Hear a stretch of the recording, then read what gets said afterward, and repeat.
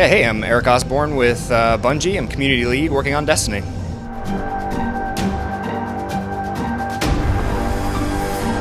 The Traveler is a mysterious entity, the source of light in our universe, who has imbued our guardians with their powers.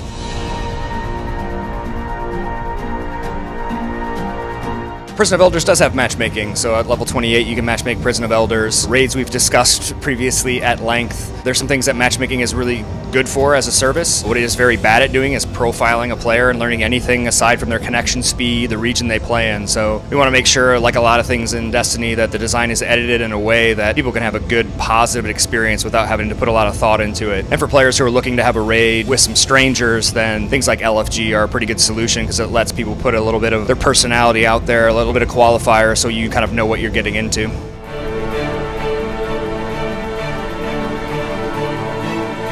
Is there any connection? Well, they're the antithesis of one another, so yes.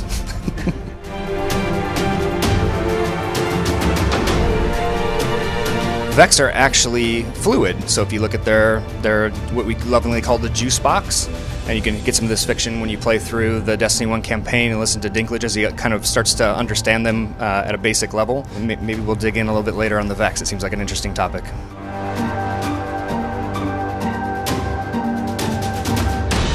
That is a great question. I think you'd have to go inside to find out.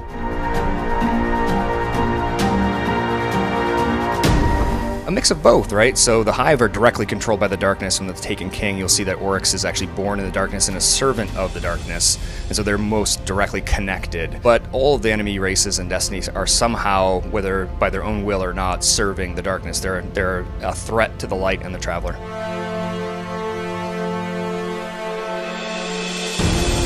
Anything that we do with weapon balancing or sandbox balancing is a very long process of playing it ourselves, seeing what community are saying, seeing what people are doing in the game, the behaviors. So it's a mix of anecdotal feedback and data, and we usually take our time with sandbox updates because they are so impactful.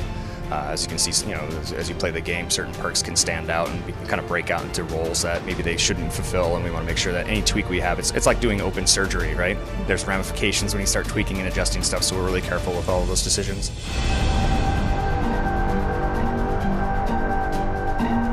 For me, it's the supers. So I just rolled a new Titan. I've been Warlock for life, so once I saw the Solar Titan, I was like, I gotta roll me a Titan now. So feels a little bit like, I feel a little guilty about it, leaving my Warlock over there, but I want that hammer, so. And the supers are just cool because everything you're playing, they can change the dynamic of it. These 3 new supers coming in the mix with the existing 6 subclasses really just add a lot of variety. Hey, thanks for being there and going through, all of our content, playing the game, discussing it online. It's great to have a conversation and see what people are interested in and digging in and reading theories and reading articles and stubs. It's awesome.